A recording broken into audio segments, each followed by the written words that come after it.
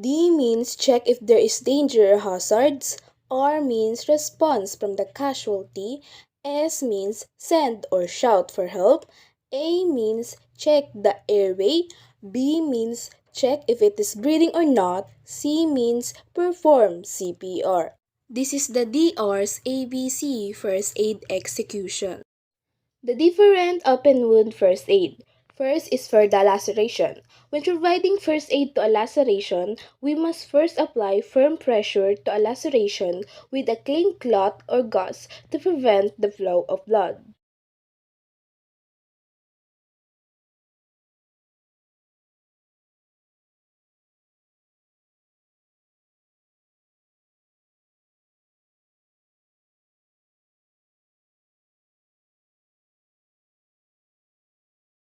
Then apply the antibiotic ointment and then cover the wound area with a sterile gauze, bandage, and first aid tape.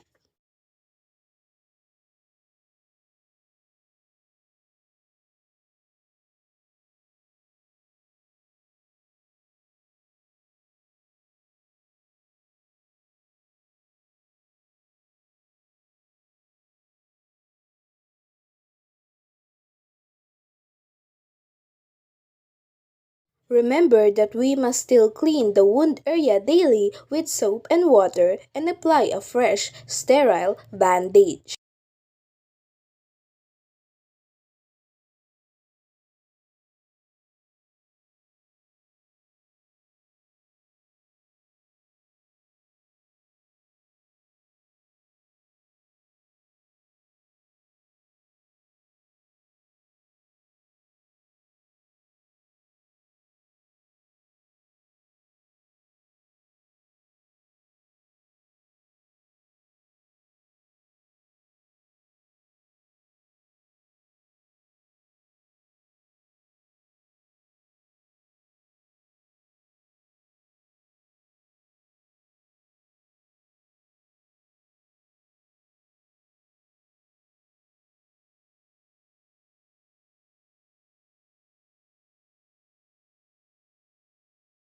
Puncture. To take care of a puncture wound, first we need to check if the object that caused the wound is still intact.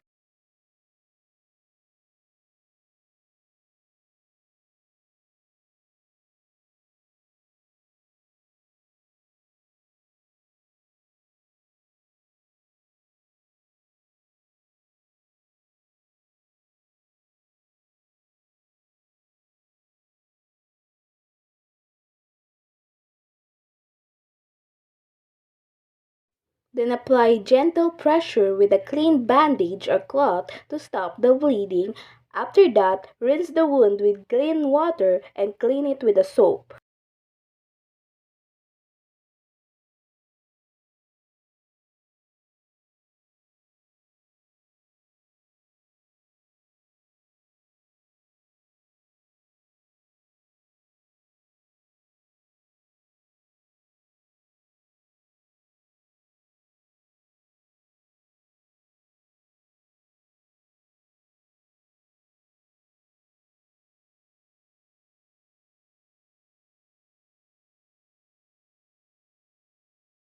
Next, apply antibiotic cream or ointment, then cover the wound with the bandages to keep it clean, then daily change the dressing.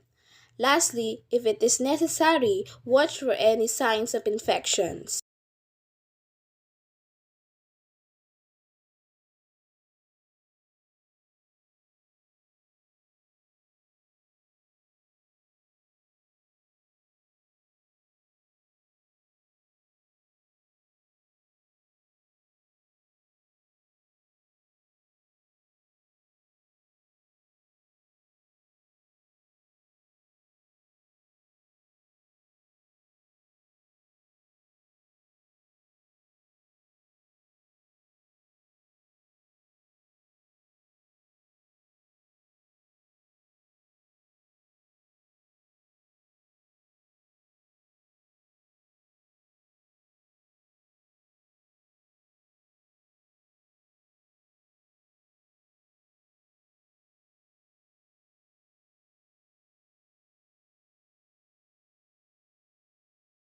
For the burn, when treating minor burns, we need to follow this step.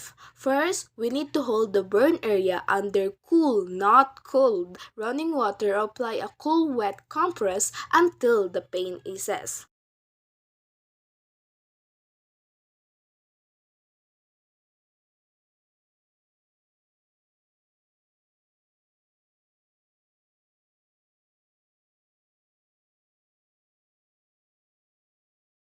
Remember to not put an ice directly on the burn since it can worsen the situation. After that, apply antibiotic ointment, but if a rash appears, stop using the ointment. Lastly, bandage the burn by covering it with a sterile gauze bandage.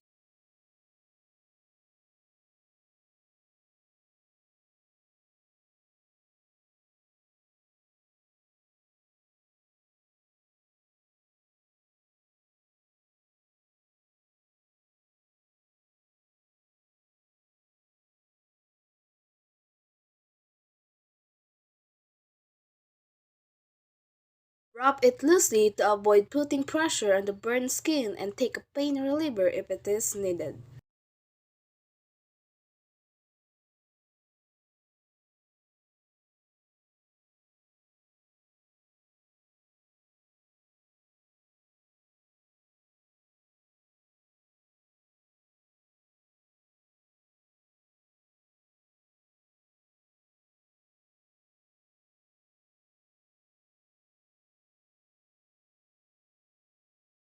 For the avulsion, when providing first aid, we need to control the bleeding with direct pressure and elevation by using an absorbent clean dressing.